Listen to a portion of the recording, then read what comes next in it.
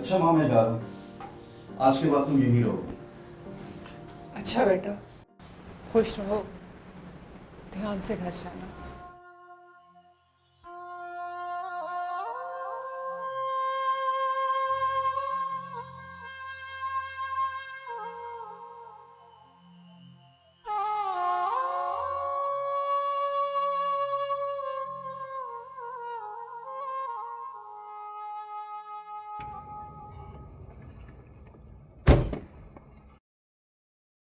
अस्सलाम वालेकुम सोहेल साहब, क्या हाल है? वालेकुम अस्सलाम। मैंने सोचा गाड़ी तो सोहेल साहब की लग रही है। हाँ यार, वो एक काम आया था यहाँ पे एक। और सुनाओ, तुम कहाँ जा रहे हो? अभी तो मैं अदालत जा रहा हूँ। वो अपने गोल्ड इलेक्ट्रॉनिक वाले हैं ना, वो समीर और तौहीद, उनके बीच फड्डा पड़ गया है। यार ऐसे कैसे हो सकता है? उन दोनों पे तो अल्लाह की ख़ास रहमत थी। हर कोई उन जैसा बनना चाहता है। यहाँ तक कि मेरी ख्वाहिश है अल्लाह ताला मुझ पे उनकी तरह रहमत बरसाए। यार वैसे एक बात है, उन दोनों भाइयों का तो नाम है पूरे शहर में, और उनका आपस में बहुत प्यार भी है। तो ऐसी कौन सी बात हो गई कि बात अदालत तक पहुँच गई? भाई अब कोई प्यार व्यार नहीं रहा, अब हकीकत क्या है ये तो अदालत जाके पता चलेगा। अच्छा यार, अगर तुम्हारे पास टाइम है तो उस बंदे से मिलवा दो जो मेरी गाड़ी ख़रीदना चाहता है। मैं भी अदालत जा रहा हूँ, तुम भी मेरे साथ चलो, वापसी पे उस बंदे से भी मिल लेंगे। क्या ख्याल है तुम्हारा? ठीक है यार, मैं मजबूर हूँ, हालात भी ठीक नहीं हैं, गाड़ी बेचना भी ज़रूरी है।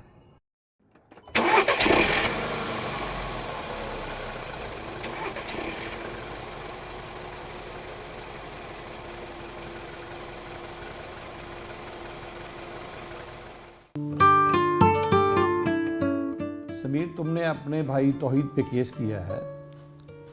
जी सर। तो क्या चाहते हो तुम? जज साहब, मेरा बड़ा भाई मुझे मेरी माँ वापस नहीं कर रहा है। मेरी माँ मेरी कुल कायनात है।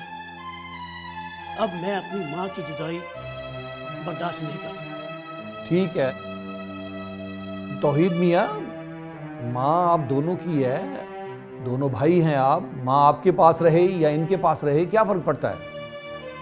फ़र्क पड़ता है जज साहब, मैं माँ की मोहब्बत से महरूम हो जाऊंगा। मेरी माँ मेरी जन्नत है। मैं जैसे ही घर आता हूँ माँ का चेहरा देखता हूँ। अगर माँ छोटे भाई के पास रही तो मैं जन्नत से महरूम हो जाऊंगा। मैं जन्नत का दीदार कैसे करूंगा? बस माँ मेरे पास ही रहेगी। मैं माँ के पाँव धोकर पीता हूँ, जो हर दर्द की शफा है।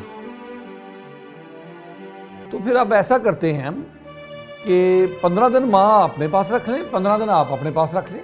नहीं जज साहब, अब माँ सिर्फ और सिर्फ मेरे पास रहेगी। जज साहब, मेरा बड़ा भाई बूढ़ा हो चुका है और ये खुद भी बीमार रहता है। ये माँ का ठीक से ख्याल नहीं रख सकता, इसलिए माँ अब मेरे पास रहेगी। जज साहब, मैं भी माँ की खिदमत करके जन्नत में जाना चाहता हूँ।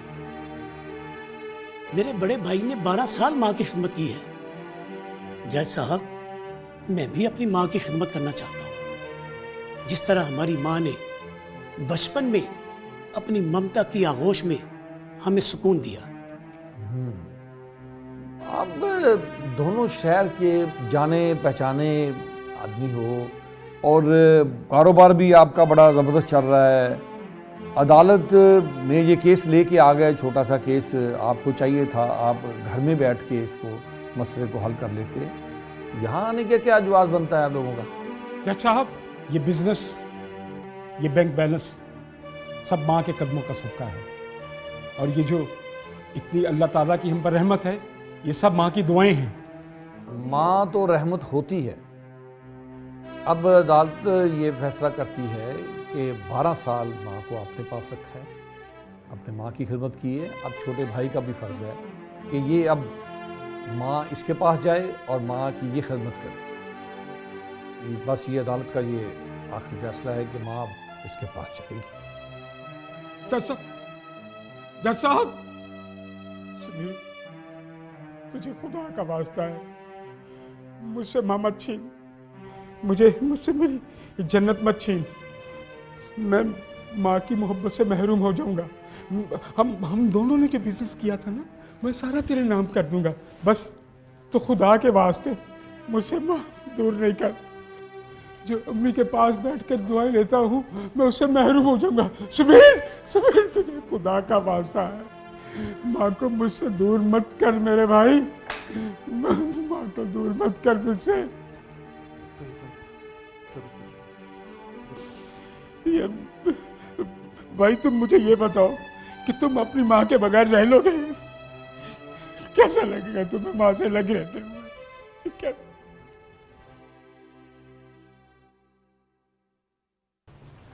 बेटा, मुझे सेवियां तो बना दो।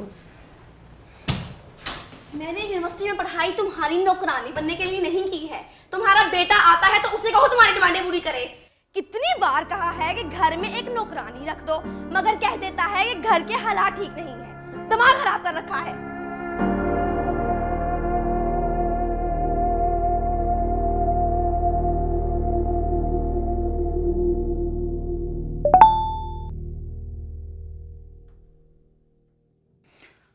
आपकी वजह से 15 लाख का नुकसान हुआ है। आपको नौकरी से निकाला जाता है। Oh my God. बुढ़िया, बुढ़िया, तुमने मेरा जीना हराम कर रखा है। मैंने अपने लिए केक मंगवा कर रखा था, तुमने सारा हराम कर दिया। बेटा, मैं अपने लिए सेवियां बनाने गई थी। अल्लाह का वास्ता है, हमारी जान छोड़ दो। नताशा, ये क्या तमाशा लगाया हुआ है? तुम्हें अल्लाह का वास्ता या तो अपनी माँ का कुछ कर लो या मुझे छोड़ दो। मैं तुम्हारी माँ को मजीद अब बर्दाश्त नहीं कर सकती। मेरा पहले ही बहुत नुकसान हो चुका है और ऊपर से ये रोज रोज का तमाशा। माँ, तुम क्या चाहती हो? ये घर है, कोई होटल नहीं जो तुम्हारी फरमाइशें पूरी की जाए। बेटा, आज तुम्हारी सालगिरह थी। मैं तुम्हारे लिए तुम्हारी पसंद की सेवियां बनाने गई थी। माफ कर दो, मुझे नहीं चाहिए तुम्हारा कुछ भी। बस बहुत हो गया है, मेरा सबर जवाब दे गया। आज मैं तुम्हारा बंदोबस्त करता हूँ। बेटा, मैं बेटा, आज मैं नताशा, बंदोबस्त करता हूँ। नताशा, बेटा, नताशा, बेटा, बेटा।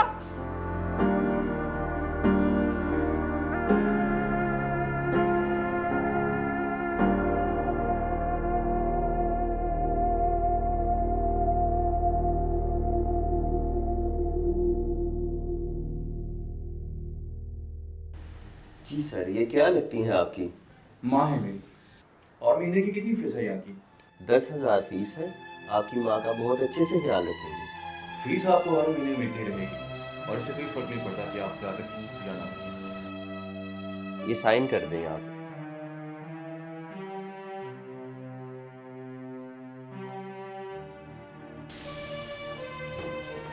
अच्छा माँ, मैं जा रहा हूँ। आज के बाद तुम यहीं रहोगे। अच्छा बेटा, खुश रहो, ध्यान से घर जाना।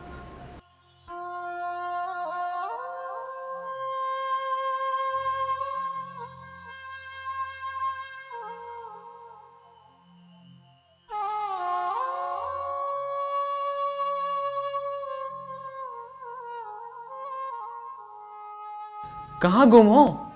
क्या सोच रहे हो? उधर देखो, दोनों भाई साथ रहने के लिए तैयार हैं। अब दोनों अपनी माँ के साथ रहेंगे। बहुत बदबख्त हूँ मैं रफीके। बात तो सुनो, कहाँ जा रहे हो?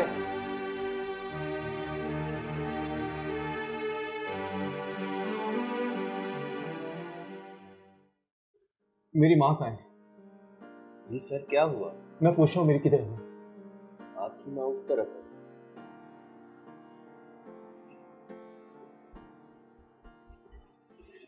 माँ, मुझे माफ कर दे। मैं अपनी जन्नत को नाराज कर बैठा हूँ। मुझसे बहुत भूल हो। मैं अंधा हो चुका था। मैं कितना बदबख्त हूँ। मुझे माफ कर दे माँ। पुत्र, तू रो क्यों रहा है? देख, तेरी माँ यहाँ बहुत खुश है। माएँ भी कभी अपनी औलाद का बुरा चाहती हैं। पुत्र, तेरे लिए तो तेरी माँ तेरी खुशी के लिए सूली पे भी चढ़ जाती। अपने बेटे को माफ कर दे माँ। तू जन्नत है मेरी। मैंने तुझे नाराज किया, मुझे माफ कर दे। मेरे साथ चल कर।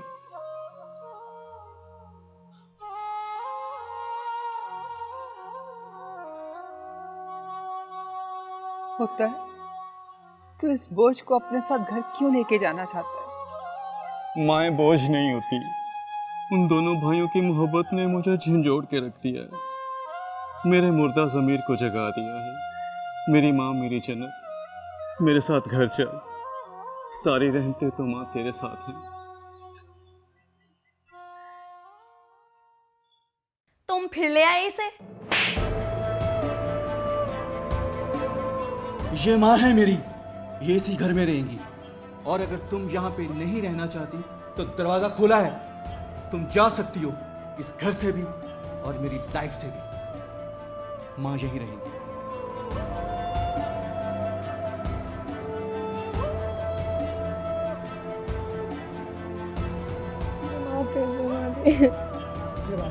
अपनी गलती का एहसास हो गया, यही बात। अल्लाह पाक का इरशाद है, और तेरा परवरदिगार साफ साफ हुक्म दे चुका है, तुम उसके सिवा और किसी की इबादत ना करना और माँ बाप के साथ एहसान करना। अगर तेरी मौजूदगी में उनमें से एक या दोनों बुढ़ापे में पहुँच जाएं, तो उनके आगे ओ भी ना कहना, ना उन्हें डांट डपट करना, बल्कि उनके साथ अदब व एहतराम से बात करना। इस वीडियो को देखने वाला कोई भी शख्स अगर अपने माँ बाप से नाराज़ है या मेरी तरह उन्हें बोझ समझता है, तो खुदारा हाथ जोड़कर कहती हूँ कि जाएं, उनके पैरों में गिर जाएं और उनसे माफ़ी मांग लें। ये अनमोल रिश्ते अगर एक बार खो जाएं तो दुनिया से मोहब्बतें फना हो जाएंगी। बेशक माँ बाप की दुआएं तकदीरें बदल देती हैं, चाहे फिर वो आपके अपने माँ बाप हों या आपके शोहर के माँ बाप हों। हर मुश्किल, हर दर्द की शिफा वालिदैन की आगोश में है। इस वीडियो को सदका जारिया समझकर इतना शेयर करें कि मुझ जैसा बोझ समझने वाला जाकर अपने माँ बाप को सीने से लगा ले।